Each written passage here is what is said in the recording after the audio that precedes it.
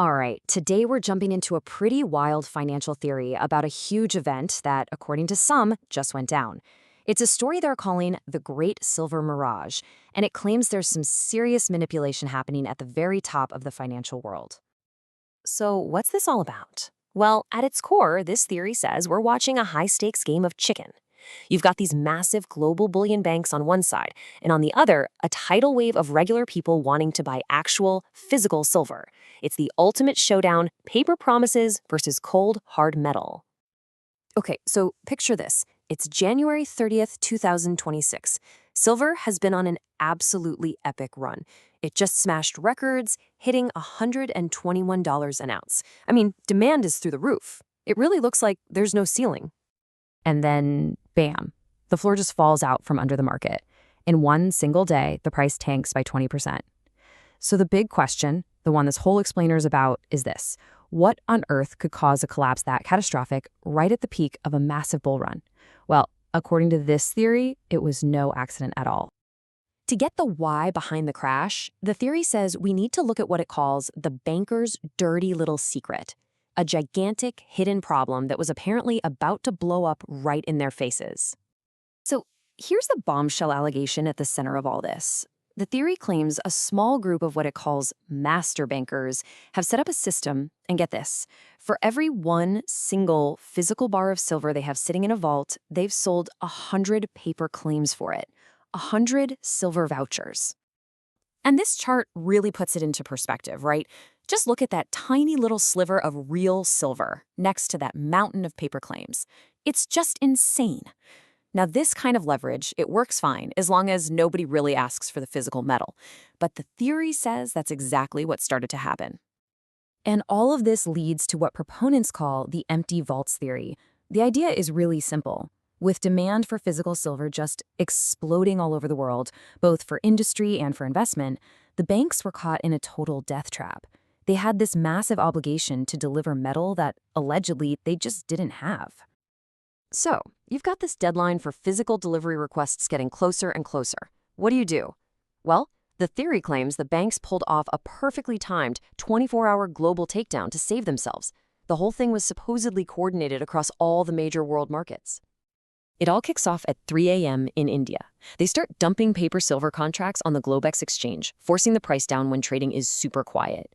By 9 a.m., as India's main commodities exchange opens, panic is already setting in, and they have to halt trading. Then, just as London's market gets going, a very convenient technical glitch supposedly slows down all the buying that could have stopped the fall. And finally, as the big U.S. market opens, a rumor gets released to justify the crash, and the price goes into a complete freefall. Okay, but you might be thinking, hang on, how does crashing the price help them if they still owe the silver? That is an excellent question, and it brings us to the real genius, or, the evil genius of this alleged scheme, a strategy they call the rollover trap. Let's break down how this trap supposedly works. Step 1, a trader buys a contract, let's say at $110, thinking it's heading for the moon. Step 2, on the exact day the trader has to decide if they want the physical silver, the price gets sabotaged and it crashes down to, say, $95. Step 3, now the trader is panicked. Do they really want to take delivery of an asset that's crashing? No way. So they sell their contract at a huge loss.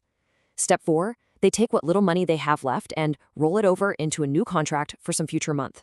And here's the key part: the bank never has to deliver the physical silver. So let's just be super clear about the outcome here. For the trader, it's a disaster. They're forced to sell and take a massive loss. The banks, on the other hand, they hit the jackpot twice. Not only do they get to keep the trader's money, but, and this is the whole point, they get out of having to deliver physical silver that, according to the theory, they never even had to begin with. But here's the thing. A move like this, it doesn't actually solve the underlying problem. The fact that there isn't enough physical silver to go around, that's still true.